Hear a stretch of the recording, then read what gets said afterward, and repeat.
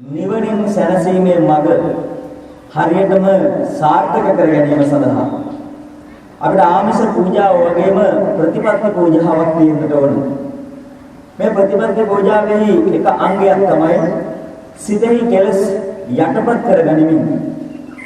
ඇති වෙන්නට ඇති කෙලස් සිතට එන්නට ඉඩ නොතබා ගැනීම. මම අර උදෑසන සඳහන් කළා වගේ හැම කෙනෙක්ම ඉපදෙන විට විතමෝලාගත් දෑතින් මුක්තව පැමිණෙන්නේ මේ භවය තුල ගෙවන්නට විඳින්නට තිබෙන මහා කෙලස් අකුසල් ප්‍රමාණයක් සමග සිටින නිසා. එනම් ඔබ හැම කෙනාම හොඳින් අවබෝධ කරගන්න නිවනින් සැනසෙන්නට නම් මේ සිත තුළ ආත්ම භාවයේ ගොඩනගාගෙන තිබෙන නොයෙක් ජාතීන්හි උපත ලැබෙමින් ඇති කරගත් සියලු පාප කර්මයන් සියලු අකුසල කර්මයන් මේ සිත තුළින් ඉවත් කරගතොත් පමණයි ඔබට හැකියාව තිබෙන්නේ නිවනින් සැනසෙන්නට. එහෙමනම් යම් කෙනෙක් මේ භවයේදී බලන්න සිදු කරන ලද පාප කර්ම ටිකවත් ඉවත් කරගන්නට බැරිව අඩුම තරමින් සිත දමනය කරගන්නටවත් නොහැකිව බලන්න කී දෙනෙක් කොයිතරම් ප්‍රමාණයක උත්සාහ දරනවද ඒත් බලන්න කොයිතරම් ප්‍රාර්ථනාවක් කරනවද අනේ රහත් වෙන්න ඕනේ කියලා. නමුත් හොඳින් මතක තියාගන්න මේ සිත විසිරලා තියෙන තාක්කල් ඕනෑම වෙලාවක කෙලස් මූලයන්හි ඔබගේ සිත දැවටෙන්නට පුළුවන්. ඔබ ඕනෑම වේලාවක වන මුර්ගයෙක් වගේ හැසිරෙන්නට පුළුවන්. බලන්න ඔබ ඔබගේ ජීවිතයේ දෙස බලන්න කොයි ආකාරයක ගමනක් ඔබ යන්නේ කියලා. සමහරෙක් මස් මාංශ බුදිනවා. තව සමහරෙක් මත් වතුර පාවිච්චි කරනවා. සමහරෙක් ගංජා අබින් මත් කුඩු මේව පාවිච්චි කරනවා. ඒ අතරතුරේ සිලුත් ගන්නවා. ඒ අතරතුරේ බණක් අහනවා. ඒ අතරතුරේ සාමාන්‍ය ජීවිතය තුලත් තමන්ගේ ජීවිතය මෙහෙයවනවා. එහෙමනම් මේ සිදු කරන බොරුව වංචාව තමන්ගේ සිත තුල දවටාගෙන තමන් කොයි ආකාරයක ගමනක් යනවද කියලා තමන්ගේ හදවතින් අසන්න. මම අවුරුද්ද දවසේ හිස තෙල් ගෑවා. හොඳ ප්‍රාර්ථනාවල් ටිකක් ඒ අයගේ හිතවලට දීලා මම පොයේ දවසට එන ලෙඩුන්ට මේ හැම කෙනාටම බණ භාවනා කියලා දෙනවා. ඔවුන්ගේ ගමන් මඟ ආලෝක කරගන්නට අවශ්‍ය මාර්ගය කියලා දෙනවා. වෙහෙස මහන්සිය බලන්නේ නැතිව. මේ අතරින් ඔබ දන්නවද ලස්සන වැඩක්? මේ අවුරුද්දේ මම 17 වෙනිදා තමයි ලෙඩ බැලුවේ අවුරුද්දට නිවාඩු දීලා. මට ඉස්සෙල්ලාම බලන්න උදේ පාන්දර හරියට 4ට ආපු ලෙඩා හොඳටම බීලා රෑ එළිවෙනකම්ම මං හිතන්නේ අපි කීමට කියන්නේ කබරේ දාලා කියලා රෑ එළිවෙනකම් හොඳට කබරේ දාලා තමයි කාමරේට ආවේ බෙහෙත් ටික ගන්න. කොහොමද? ඔබ දන්නවද දෙමුණ ලෙඩේ මොකක් වගේ එකක්ද කියලා? කටින් එකයි පිළිකාව, තල්ලේ ඇතුලේ එකයි. බත් ටික ගිලින්න බෑ. හරියට ගෝමලක් කට ඇතුලේ තියලා හංගපුවා වගේ. අනේ මම අමාරුවෙන් බෙහෙත් හද සමහර වෙලාවට බෙහෙත් ටික හදන්න මට රුපියල් 6-7000ක් යනවා. මම බෙහෙත් ටික දීලා කමන්නේ මේ ලෙඩ සුව වේවා කියලා අදිෂ්ඨාන කරගෙන රුපියල් 200-300ක් අරගෙන යවනවා. එහෙම කරලා සනීප කරගත්ත එක තමයි අර අවුරුදු දවසේ හොඳට බීලත් ආවේ. හැබැයි සිල් ගන්න ගිහම සිල් ගන්නත් ඇවිල්ලා පැත්ත කරලා වාඩි වෙලා ඉන්නවා. සුදුත් නැද ඉන්නේ කොහොමද සුදුත් ඇදගෙන ඇවිල්ලා ඉන්නවා. ඔන්න තත්ත්වය. එහෙනම් මේ වගේ මිනිසුන්ට ඇයි මේ ජීවිතය තුළ මේ යථාර්ථය අවබෝධ කරගන්න බැහැ. තමන්ගේ ජීවිතයයි මරණයයි අතර පොරබදන්නේ පිළිකාවක් හදලා මෙන්න මේ ප්‍රතිපත්ති ටික රැකපම් මම සනීප කරලා දෙන්නම් කිව්වට පස්සේ මම මගේ අදිෂ්ඨානයේ වීරිය මේ කැට කරලා මම බෙහෙත් වලින් විතරක් නෙමෙයි වැඩේ කුසල් කරන්නේ. මොනවද ඔය බෙහෙත් ඔය හැම ගහකම කොලකොල තියෙන්නේ. මම කරන ක්‍රමයක් තියෙනවා.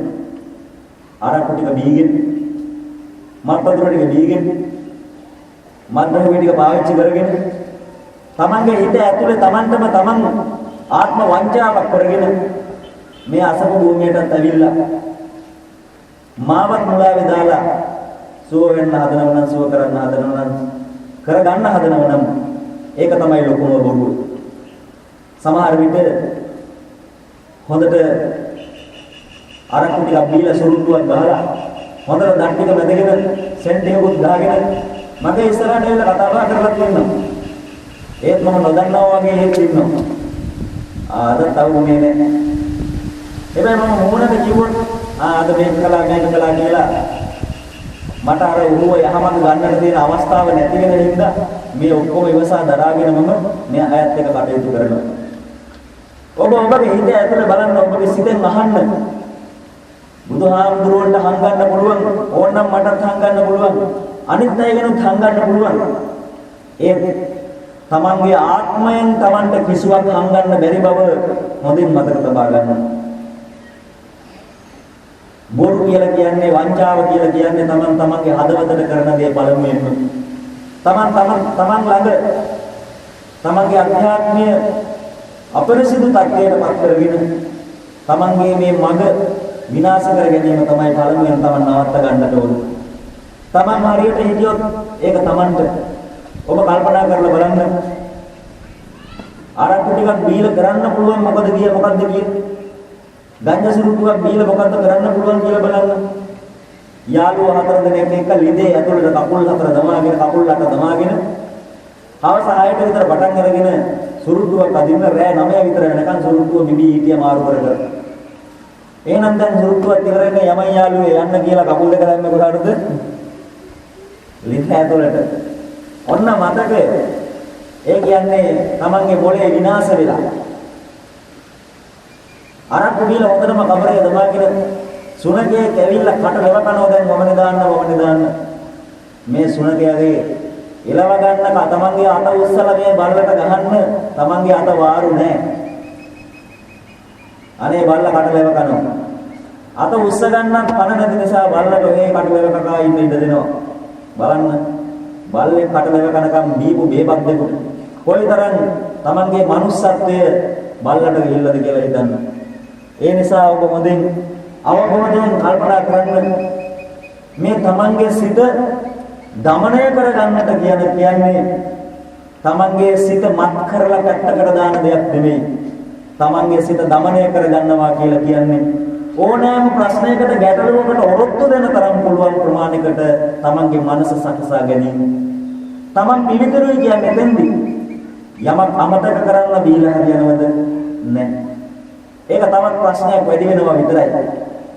මෝහය, සමාජයේ පිළිකුල් බව, තමන්ගේ ආයුෂ ඉක්මනින් නිමා වීම මේ සියල්ල මේකට හේතු වෙනවා. ඒ නිසා පින්වත්නි ඔබ හැම කෙනාම තමන්ව දමනය කරගන්න ඕන නම් තමන්ගේ තියෙන ප්‍රශ්න ගැටලු අමතක කරගන්න ඕන නම් නැති කරගන්න ඕන නම් යටපත් කරගන්න ඕන නම් කල යුතු හොඳම කාර්යය ඔය වගේ දේවල් කරන්නේ නැති අය සමහර විට පැත්තකට වෙලා නිදා ගන්නවා. නිදා ගැනීම නෙවෙයි. බොන කෙනාට බොයිම නෙවෙයි. මත්ද්‍රව්‍ය පාවිච්චි කරන කෙනාට ඒ මත්ද්‍රව්‍ය නෙවෙයි. හොඳින් මතක තියාගන්න. මේ සිත දමනය කරගන්නට නම් මේ සිත තුළින් මේ ප්‍රශ්න ගැටලු අයින් කරලා අමතක කරලා පැත්තකට කරලා දාන්න නම් කරන්න තියෙන හොඳම දේ තමයි මොකද්ද සිරිමල් මහත්මයා? භාවනා කිරීම, සිත සංවර කර ගැනීම, විසිරීම නවතා ගැනීම. එහෙනම් අන්න ඒ සඳහා තමයි අපි පළමුව භාවනාව අනුගමනය කරන්නේ. අන්න එහෙම විසිරිච්ච සිතක් එක්තෙන් කරගත්තා වූ පුළුවන් පුද්ගලයාට ඕනෑම විටක හැකියාව තියෙනවා. අර අප මිට මොළවාගෙන එන අර කර්මය තුල තිබෙන යහපත් කර්ම ටික විතරක් අවදි කරලා අරගෙන අයහපත් කර්ම ටික යටපත් කරගෙන ඉන්න. අයහපත් කර්ම ටික විපාක දෙන එක නැවතලා තිබුණට පස්සේ කාලයක් ඒක ඉබේම පණ නැති වෙලා යනවා. බීජයකට අවශ්‍ය උණුසුම වතුර පොළවේ පස් ආදී දේවල් එකතු කරන්නේ නැත්නම් මේ බීජය අක්‍රිය වෙනවා. ඔබ ඒක දන්නවා යම් කාලයක් ගියාට පස්සේ. ඒ වගේ ඔබගේ කර්ම බීජ පැලවෙන්නට අවශ්‍ය පෝෂක ද්‍රව්‍යයන් ඔබ දාන්නේ නැතිව තියෙනවා නම් ඔබ ඔබගේ සිත තුළ මේ අයහපත් අකුසල කර්ම නැවත නැවත මතුවලා ඔබට දුක වේදනාව උරුම වීම නවතා ගන්නට ඔබට හැකියාව තියෙනවා.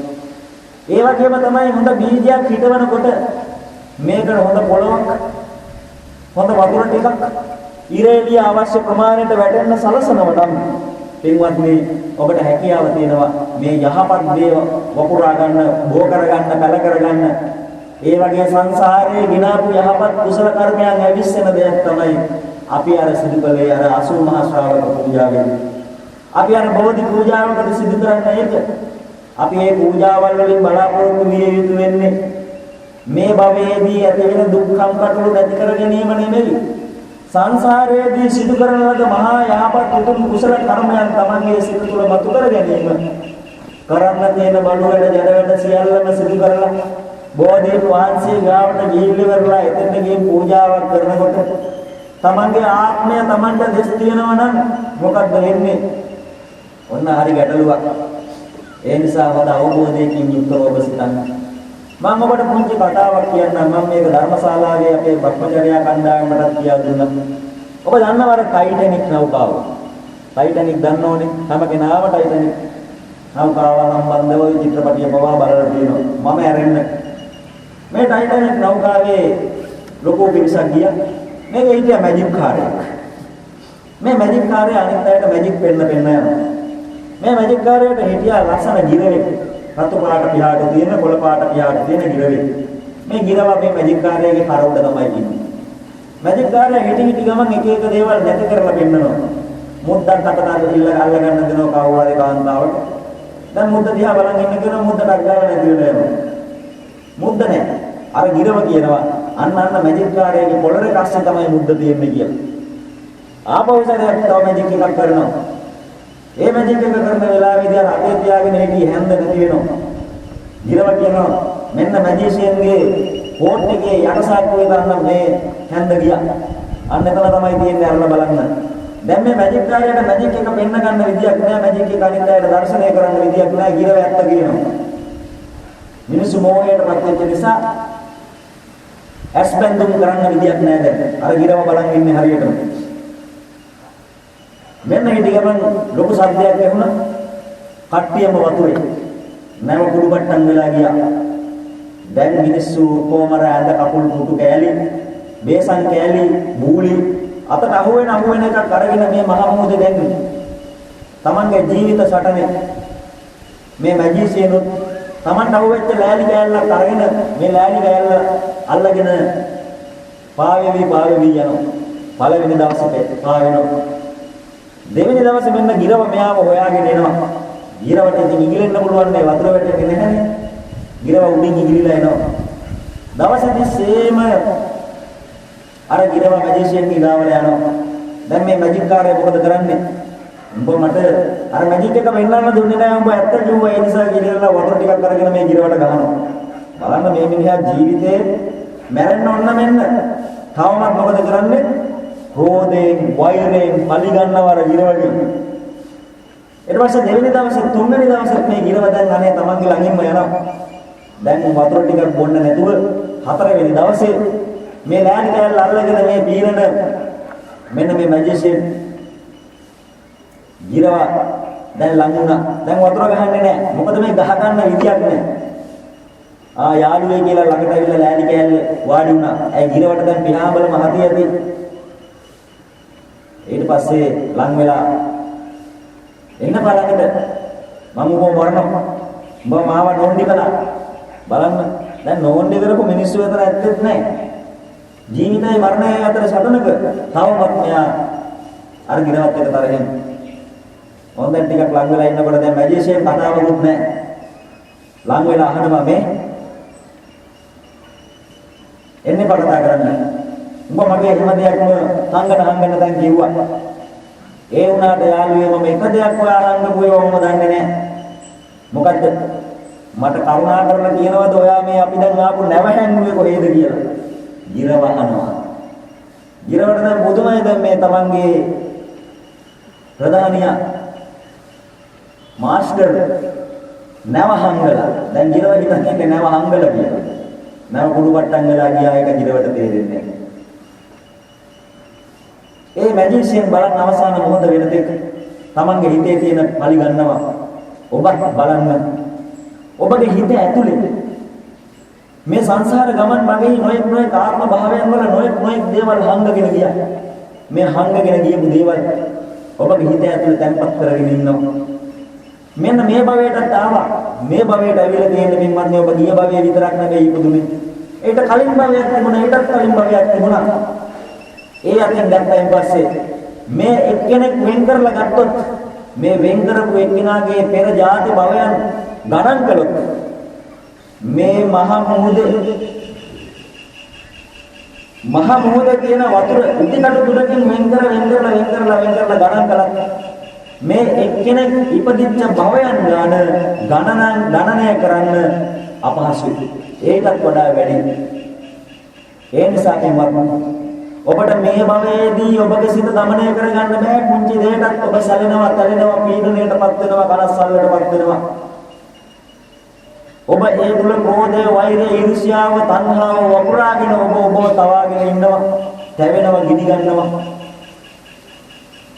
ඔබ කාට හරි දේශ කරන්න ගිහිල්ලා, වෛර කරන්න ගිහිල්ලා ඔබ දවස් 30ෙම රැය එළි වෙනකන් නිදි වර්ධිතව කල්පනා කර ඔබ තැවි ඉන්නවා.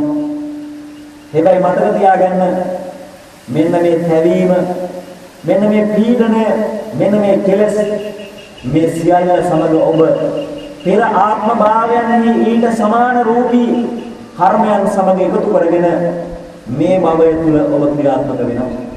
කෙනෙකුට රස්සාවක් හරියන්නේ නැත්නම්, කෙනෙකුට ව්‍යාපාරය දියුණු වෙන්නේ නැත්නම්, කෙනෙකුට ලෙඩ රෝගාබාධ හැදෙනවා නම්, කෙනෙකුට දූ දරුවෝ නැත්නම්, විවාහයක් නැත්නම් මේකට හේතු බෝධ වෙච්ච කර්ම කාරණාවල් තියෙනවා තමන්ගේ හිත ඇතුලේ. මෙන්න මේ කර්මයන් තමන්ට විපාක දෙන අවස්ථාව වෙනකන් ක්‍රියාත්මක වෙනවා. මට උපෝපන් ඥාතිවත් දරුවෝ එපා කියලා කියපු කාන්තාවකට මේ භවයේදී ඒක හැදෙන්නේ නැහැ. මට තෝව දැයින් පේන්න බැහැ කියලාපු කෙනා කවදා හරි භවයක තමන්ගේ ආසන්නයේ ඉපදුනොත් අර දැයින් පේන්න එපා කියලා ප්‍රාර්ථනා කරපු විදියටම අර කෙනා ඉපදෙන දවසේදී මේ කෙනාගේ ඇස් දෙක එක්කෝ උලක් කටුවක් ඇරිලා හරි පොට්ට වෙනවා. එහෙම නැත්නම් විස බීජයක් ගිහිල්ලා හරි පොට්ට වෙලා යනවා. එහෙම නැත්නම් දොස්තර මහත්තයාට ඔපරේෂන් එක වැරදිලා හරි ඇස් දෙක පේන්නේ නැතිලා යනවා.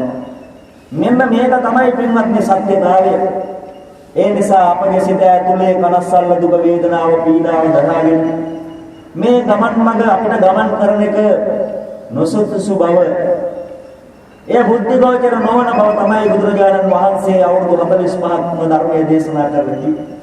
මේ හැම කෙනාම ඉපදෙනවත් මැරෙනවනම් මේ අතරතුර කාල සීමාවේ මේ කර්මය ගෙවනවනම් ඔබ මේ භවයේදී මේ කර්මය ගෙවනවා විතරක් නෙමෙයි අලුත් කර්ම ටික පොත් එකතු කරගෙන පොඩි ගහගෙන යනවා.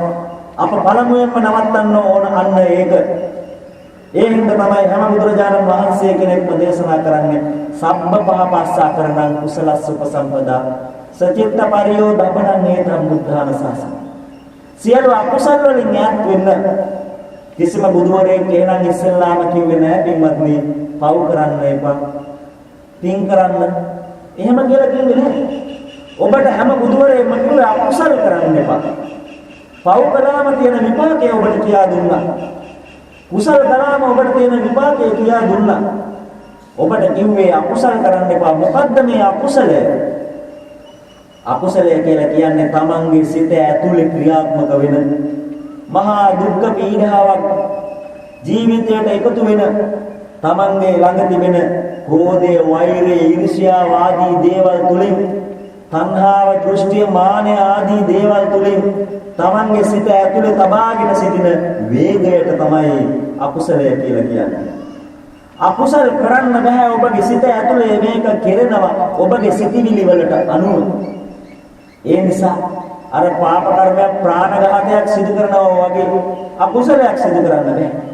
ප්‍රාණඝාතය පාපයක්. මේ ප්‍රාණඝාතය සිදු කරලා ඉවර වෙලා මෙන්න මේ ප්‍රාණඝාතය සිදු කරපු ඔබ ඒ ගැන හිත තැවි ඉන් ඉදිරියට ගත කරනවා නම් අන්නර පාප කර්මය අකුසල කර්මයක් බවට පත් වෙනවා.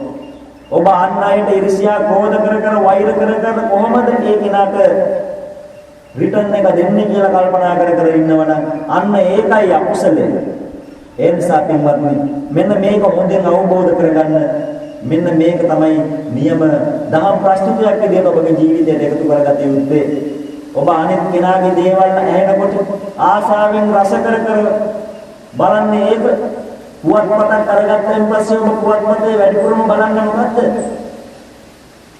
මංකොල්ල කාපුවා, ස්ත්‍රී දූෂණය කරපුවා, පොලිසියට අල්ලගෙන ගිහිල්ලා කරපු දේවල්, සමාජයේ කරපු වැරදි තාරණ පීඩන හෝ මොනවා හරි දෙයක් ඒ සම්බන්ධව ලියවිලා තිබුණා නම් අන්න ඒක ඔබ කියවනවා ඉස්සෙල්ලා. ඔබ පත්තරයක් අතට අරගත්තම ශාස්ත්‍රීය ලිපියක් නම් තියෙන්නේ පෙර ආත්ම භාවයේ ආච්චි මේ භවයේදී ගෙදර හොල්මන් කරයි. මෙන්න මේක කියවන්න යන්නේ. හැබැයි ඔබ කියවන්නේ නැහැ සතර සතිපට්ඨානය කියන්නේ මොකද්ද? මේක අනුගමනය කරන්නේ කොහොමද කියලා ඉවරලා ඕක කියවන්න යන්නේ නැහැ. මොකද ඔබගේ හිත ඇතුලේ තියෙන්නේ ඔබ මරුණම අනුම ගානේ භූතේ පෙරේතෙක්වත් වෙයිද නරකාදී ඉපදෙයිද කියලා ඔබ හිතාගෙන ඉන්න නිසා තමයි ඔබ ඒව කියවන්නේ. ඔබට භූත ප්‍රේත ආදී දේවල් වලින් ඔබගේ ජීවිතය තව සාර්ථකකාරයෝ ටිකක් ඔබව මුලා කරගෙන ඔබගෙන් හම්බ කරගෙන කන නිසා ඔබව බය කරගෙන ඉන්න නිසා තමයි ඔබ ඒව හොයන්නේ. ඔබගේ ඉන්න තැන අතුරු සිදුරු නැතුව ඉදිකටු දුරක්වත් ඔබන්න බැරි තරම් තත්වයකට මේ විශ්වයේහි භූතය ප්‍රේතයෝ ඉන්නවා. ඔබ හුස්ම ගන්නකොට ඔබගේ නාස්පුඩු දෙක ඇතුලෙන් පෙනහල්ලෙන් ගිහිල්ලා මේ අය ඔක්කොම එළියට එනවා අපහු. මේ සියුම් සත්තු. ඒ නිසා මෙන්න මේ යථාර්ථය හොඳින් අවබෝධ කරගන්න. ඔබගේ ජීවිතය තුළ ඔබ එකතු කරගත යුතු වෙන එකම ධර්ම ප්‍රස්තුතය ඔබගේ සිත කෙලස් මල කඩවලින් ඈත් කර තබා ගැනීම. ඒ අපරතුරේදී ඔබගේ සිත දමනය වෙනවා. ඒ ඔබගේ සිතෙහි අපිරිසුදු භාවයක් නැති නිසා. අන්න දැන් කුසල සිත වඩන්න කියනවා බුදුහාමුදුරුවෝ. ඒ කියන්නේ මෙන්න මේ දමනය වෙච්ච සිත ළඟ හොඳ ප්‍රඥා ගෝචර සිතිවිලි වර්ධනය කරවන්න. මේ ජීවිතය ගැන හිතන්න. මේ සදාකාලිකවම මේ දුක් විඳින මෙන්න මේ ජීවිතයෙන් මිදෙන්නේ කොහොමද කියලා හිතන්න. අන්න ඒක තමයි අපේ ගෞතම බෝධිසත්වයන්න් වහන්සේ විසින් හොය ගිහිල්ලා අන්තිමට හොයාගත්තේ. දුක ඇති වෙන හැටි හොයාගත්තා. දුක තියෙන්නේ මොකක්ද කියලා හොයාගත්තා. මේක නැති කරන්නේ කොහොමද කියලා හොයාගත්තා. නැති කරන මාර්ගයත් හොයාගෙන අපිට දේශනා කළ අවුරුදු 45ක් තිස්සේ. අන්න එවන් උත්තම බුදුරජාණන් වහන්සේ කෙනෙක්ගේ ධර්මය අහන්න පුළුවන් තැනක රටක ඔබ දැන් ඉපදිලා ඉන්නවා. ඒ ධර්මය අහගෙන ඉන්න පුළුවන් විදියට ඔබට ඇසෙන දැනට දැනටත් ඔබ ගත කරනවා. ඒ ධර්මය කියා දෙන කල්යාණ මිත්‍රයෝ ඔබට ආශ්‍රය කරන්න පහසුව වාසනාව ලැබිලා තියෙනවා. ඒත් ඔබට නැත්තේ එක දෙයයි. මොකද්ද? යෝනිසෝ මනසිකාරය. සිහියෙන් අවදියෙන් මේ දේවල් හිත ඇතුළට දාගන්න ඔබගේ සිත තැම්පත් වෙලා නැහැ කිම්බක්. අන්න ඒ නිසා නොඑක් දේවල් Tamanගේ මනස තුල වපුරගෙන නොඑක් දේවල් සිත තුල පීඩනාකාරී දේවල් තැම්පත් කරගෙන Tamanගේ ජීවිතයත් විනාශ කරගෙන අන් අයගේ ජීවිතත් විනාශ කරන්නට මාන බැඳීමේ වෘද්ධෙන් අයින් වෙන්නට ඕනේ. අද සමාජය තුල බලන්න මහලොකු බෞද්ධයෝ කියලා ඉන්නවා. බෞද්ධ සංවිධාන වලටත් එකතු වෙලා ඉන්නවා. අඩුම ගානේ සිල් රැද්දක් පෙරවල නෑ මේ අය. මේ අයට කියන්නේ ජාතියාලේ වගේ බෞද්ධාලේ. ඒක කන්නද? මේ හැමදේම ආරක්ෂා කරගන්න ඕන අපි. බුදුරහම ආරක්ෂා කරගන්න නම් අපි බෞද්ධයෝ වෙන්න ඕන, නියම බෞද්ධයෝ වෙන්න ඕන, මන දහම් ආරක්ෂා කරන්නට ඕන, රකින්නට ඕන. වැරදි ජීවනෝපායක් අරගෙන තවත් කාගේ හරි දෙයක් උපුනාගෙන කාලා ජීවත් වෙලා වැඩක් වෙන්නේ නැහැ. මේ හැම කෙනාටම ජීවිතයේ මරණයක් අවසානයේදී තියෙනවා. ජීවිතයේ මරණයක් අවසානයේදී තියෙනවා. සුභග සමාධිය අසපුවේ ආරම්භ කරන්න පළමුවෙන් ඉඳලා අවුරුදු 18ක් 20ක් මම බණ භාවනා ඉගෙනුවා අයට. මේ එදා ඉඳලා මේ වෙනකන් අද වෙනකන් මාත් එක්ක සම්බන්ධ වෙලා හිටපු 10ක් 15ක් පිරිසක් ඒ අය අතරින්ම කාකුලල් ගා ගන්නවා. ඇයි? Taman ඉස්සරහට එන්න මානෙ උද්දච්චකම වතු කරගෙන. එක්ක වාක්හරි වචනයකට දෙකකට තරහ ගිහින් මට දැන බැඳ ඉන්නවා. අනේ මොකද කාටද මග වරදින්නේ? Tamanටමයි මග වරදින්නේ. ඒ නිසා යහපත් ගමන් කරන ඒ උත්තම ගමන් මගකට බාධා කරන්නා වූ සියලු දෙනාම ඔන්න වැරදි දැනක වැරදි ආකාරයට ඉපදිලා මහා දුක්ඛිත ජීවිත ගත කරනවා බවට පත් වෙනවා. සැරියුත් හාමුදුරුවෝ මුගලන් හාමුදුරුවෝ දවසක් මහා පිරිසක් සමග ගමනක් යනවා. ඒ ගමන යන අතරතුරේදී අනේ මට වතුර ටිකක් දෙන්න, අනේ මට වතුර ටිකක් දෙන්න කියලා එක්කෙනෙක් කෑ ගහනවා. හොඳට හොයලා බැලුවා තමන් කොහෙද මේ කෑ ගහන්නේ කියලා. මේ ගඟක් මැද ඉඳගෙන යම් කෙනෙක් කෑ ගහනවා වතුර ටිකක් වන්න කියලා. ගඟක් මැද ඉඳගෙන මේ ගඟේ වතුර තියෙනවා හොඳට. ගඟෙන් එකට වෙන්නේ දණ්ඩකුත් තියෙනවා. බෝට්ටුවක් වගේ පාරුවකුත් තියෙනවා. ඒත් මේක ඉඳගෙන එක්කෙනෙක් වතුර ඉල්ලලා කෑ ගහනවා. අනේ සරියත් ආඳුරුවේ මුගලන් ආඳුරුවේ මොකද කළේ මේ දැස්ස වතුරට. බැහැරි කරලා පාත්‍රයට වතුර පුරවලා කටට වත් කරනවා. බඩ විශාලයි. ලොකු පොර බෑග් එකක් විතර. කට විශාලයි. ඉදිකටු තුඩක් ඔබන්න පුළුවන් තරම් ප්‍රමාණයට. මොකද සංසාරේදී වෙලා තියෙන්නේ. වතුරේ ඉපදිලත් වතුර ටිකක් බොන්න විදියක් නෑ මේ කරේදී. ඉතින් අර දෙන්න උත්සාහ කරනවා හිල් කූඩෙන් වතුර දානවා වගේ. පාත්‍රයෙන් වතුර පොවන්න උත්සාහ කරනවා. පොන්චි සිදුරක් තියෙන දණකට ලොකු වතුර පාරක් දැම්මට පිරෙන්නේ නෑ පිටපත්. ඒ නිසා ඔබගේ ජීවිතය තුළ මහා බලාපොරොත්තු, මහා වටිනාකම්, මහා ආසාවන් තියෙනවා ඔබගේ ළඟ. ඒත් මතකෙ තබා ගන්න ඔබගේ සිත තුළ ඔබ මේ සිදු කරන මේ ගමන් මඟ තුළ ඔබ මේ වටිනාකම ඔබගේ ජීවිතයට එකතු කරගන්නට උත්සාහ කරන මොහොතේදී ඔබගේ ප්‍රාර්ථනාවන් බලාපොරොත්තු ඉෂ්ට කරගන්නට නම් මෙන්න මේ ප්‍රාර්ථනා බලාපොරොත්තු ඉෂ්ට කර ගැනීමට පළමුවෙන් තමන්ගේ මනුස්සාත්වය ඔප්පු කරන්න. තමන් මිනිස්සෙකුගේ වටිනාකම ඔප්පු කරන්න. දෙවියෙකුට බෑ. බ්‍රහ්මයෙකුට බෑ. සතර අපායේ ඉන්න කෙනෙකුට බෑ. තිරිසන් ලෝකයක ඉන්න කෙනෙකුට බෑ. නිරේ ඉන්න කෙනෙකුට බෑ. නිවනෙන් සනසෙන්නට කාගේද ධර්මයක් අහලා යම් ඵලයක් ලබා ගත්තත් තමන් අවබෝධ කරගන්නා වූ ධර්මයක් තුලින් මේ නිවන් මාර්ග සාක්ෂාත් කරගන්නේ කාටවත් බෑ. හැබැයි මිනිස්යාට පුළුවන්. අන්න ඒ මිනිස්යාට පුළුවන් වෙන්නේ තමන්ගේ සිත দমনය කරගැනීමේ කලාව ප්‍රගුණ කරගත්තා. මේ වටිනා මඟ මේ වෙසක් දවසේ ඔබට සද්ධර්මයක් අහන්න පුළුවන්කම ලැබුණා. මහා පූජාවක් කරන්න පුළුවන්කම ලැබුණේ. මෙවැනි පිරිසක් එක්ක කල්යාණ මිත්‍ර සේවනයේ යෙදෙන්නට පුළුවන්කම ලැබුණේ ඔබට වාසනාවක් තිබුණ නිසා සංසාරේ. ඒ වාසනාව ඇති කරගෙන ඔබ ආවා. මේක කෙලවර කරගන්න ඕන ජීවමාන බුද්ධ සභා මණ්ඩපයක නිවනින් කෙලවර වෙලා. එහෙම නැත්නම් මේ අතරතුරේදී උත්තම රහත් බෝධියටපත් වෙලා පින්වත්නි. අන්න ඒක හොඳින් හිතට දරාගෙන හිතේ තියාගෙන ඔබගේ අර මම මෙතෙක් මේලා සඳහන් කරපු ඔබ ළඟ තිබෙන දුර්වලතාවයන් ඔබගෙන් ඈත් කරන්නට වග බලා ගන්න. ඒකයි සිදු කළ යුතු වෙන්නේ. මේ මඟ ආලෝක කරගන්නට පුළුවන් වෙන්නේ එහෙමයි. එහෙම නැතුව අපි මල් වට්ටියක් පූජා කළ පමණින් පූජාවකට සහභාගී වුණ පමණින් මේකෙන් ලැබෙන ආනිසංසය බොහොම පොඩි. මේ ආනිසංසය දෙගුණයක්, තුන් ගුණයක්, හතර ගුණයක්, 10 ගුණයක් ඔබගේ බරට වඩා වැඩි බරක්. මං කිව්වේ ඔබගේ බර කියන්නේ මස් ටිකේ යට ටිකේ බර නෙමෙයි. ඔබගේ කෙලෙස් බරට වඩා වැඩි බරක් ඔබගේ කුසල් සිත තුළ ඇති කරගත්තොත් ඔබ අන්න දිනු. ඒ නිසා පින්වත්නි මෙන්න මේ සියල්ලම ඔබගේ සිත තුළ අවදි කරගෙන මේ මාතෘකාව කතා කරගෙන ගියොත් මම ඔබත් එක්ක හෙට එළි වෙනකම් මේක කතා කරන්නම්. ඒත් අපිට තව වැඩ කටයුතු රාශියක් තියෙනවා ඉතුරු වෙලා.